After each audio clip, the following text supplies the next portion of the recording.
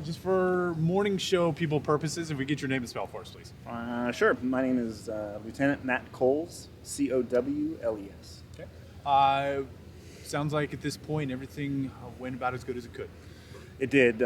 We contained the situation almost immediately. About 9 p.m. last night, we had a call of a domestic disturbance that ended up turning into a threat with a firearm and a knife, an edged weapon. We contained the scene almost immediately, and it turned into a little bit of a standoff where we had to count on some of our experts in the field. Our hostage negotiators and our SWAT team arrived on scene, maintaining perimeter and trying to make contact with the subject inside. We believed that he was inside the residence and was the only person inside the residence. After trying to negotiate his surrender for several hours, we did deploy a chemical agent into his house to gain compliance and his surrender, and he did voluntarily surrender to us without incident at that time.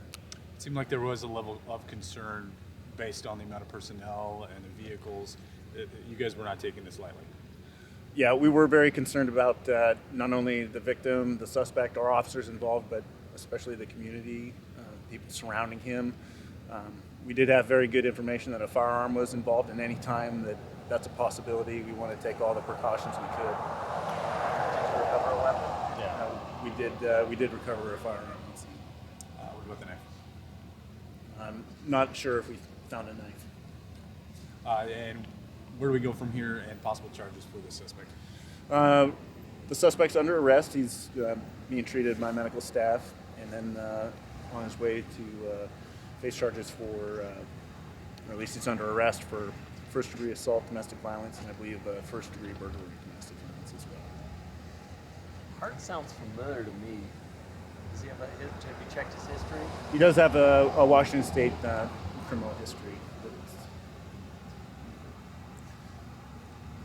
He does have one. Is it a violent history? Is that part of the reason why you guys took the level of his criminal history? Really, the alleged actions of today were what dictated this level of response and trying to be safe. His past history really didn't play too much into it. Did he say anything like, "I'm not going to jail," anything like that led you guys to believe that he was not going to give himself up? We did have statements from third parties that did suggest that he might be resistant to us, but that didn't turn out to be the case, which we're all very grateful for.